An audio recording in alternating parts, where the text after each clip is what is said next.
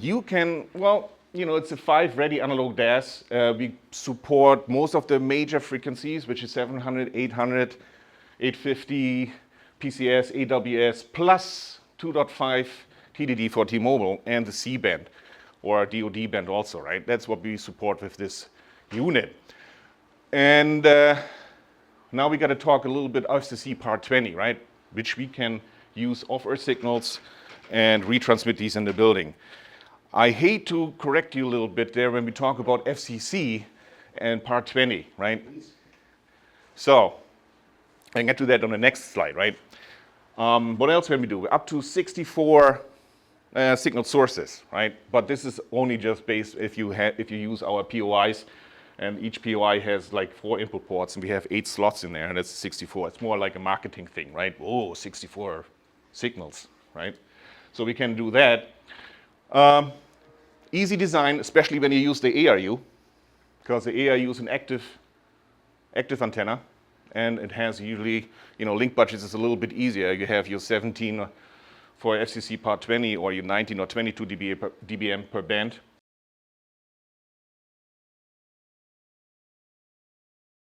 Different variations of remote units do we have. Here you see these two, which is one, the ARU active remote unit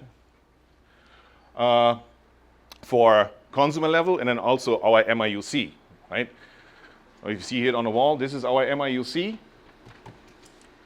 And then here we have the active antenna. Both can be used for consumer level systems, right? Where you see here on the maximum bands that you can have, it's 4 bands, which is again 700, 800, PCS and AWS1. And then the maximum RF output is 70 dBm, right? Now on the MIUC, we also have these 14 bands, but the difference here is you have 8 output ports, right? That you can connect your passive antennas.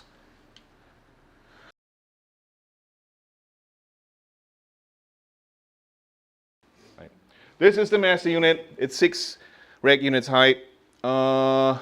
You need, if you have a system, you need 1 master unit per sector. You can have up to 8 RF cards in there. You can configure it yourself however you want it.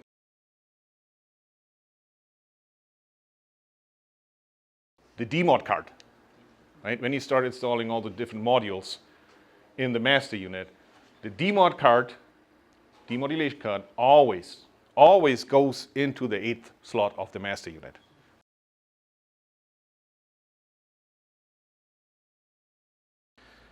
Okay, here on the right, you have the different modules that are already discovered.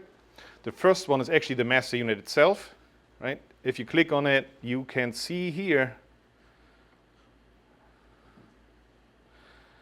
oh, you don't have an image. Where's our product manager? Anyway, if you see here, you can set the part number. You see the part number, serial number. You can give the device a name. If you maybe I can zoom out a little bit. You see the temperature, the software version. Click on modify to change the name, right? Or type in there. Modify, change the name. You don't have to worry about any of these RF switches, but on the alarm info tab, you can see if you have any alarms. You can also set, you can enable or disable these ones, or you set also the severity of these alarms, right? This one is a pretty new version, so nothing is set yet. So you can, you know how we do that. You can assign either minor on fan alarm 1 or whatever. You can assign whatever you need. If I click on power supply here, oh, you see here now.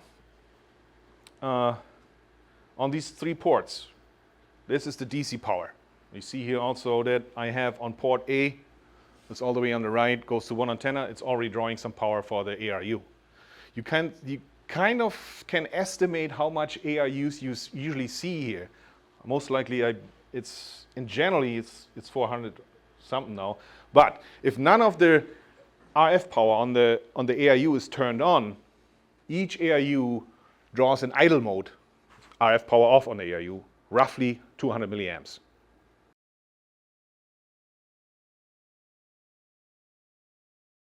Then the first one is the MU discovery. And what it does at that point, it goes to all the slots and tries to find out what did you install what kind of cards you install in the system, right? Either just POIs or BDAs. That's what it's trying to find out. At the end, in this case, it found, you just click on Start, and it found the MU obviously itself, then one FOU card. What else we had here? One low-high card, BDA card, then a high-high BDA card, what else? A 2.5 TDD card, and POI for FTD, and a POI for 3.7 TDD. POI? Yeah. So, okay, now you're done here. You click on Next, and you go to Hub Discovery. Actually, that probably is changed now with the software. It's Hub and MIU and HIU Discovery, right? It discovers all at the same time. Again, here you just click on Start, and it's now trying to find through the fiber what have you connected to the FOU card. In this case, one hub.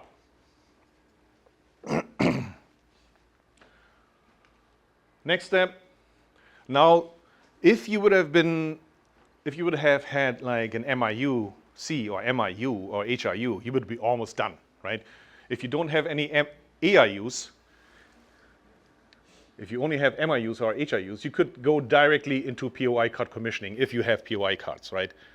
That's it. Then you would have been done.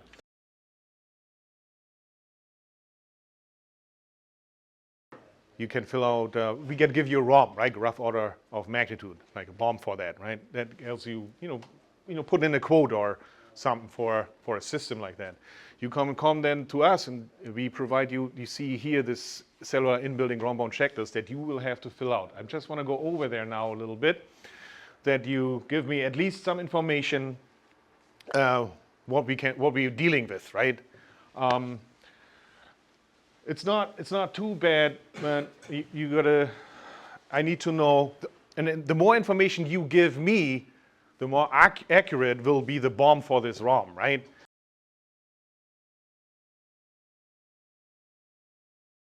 Is it going to be what the customer want, right? Does the customer just wants like basic coverage, phone coverage, and do you want, what is it here, Part 20 consumer level BDA, right? Or you want to use our MBDA that you can feed up to 50,000 square foot. Yeah. I think 200. Conservative. It was the design. You can use that one, or you have like you want to use external signal sources like small cell or BTS, right? Most of you probably going to start with what we do here, the Part 20, right? But I'm assuming that you guys go with it. Okay. You have it. No, just. Okay, you pick that one. Then you tell me what do you want? You want basic coverage, means like phone coverage, right? Or you want comprehensive coverage?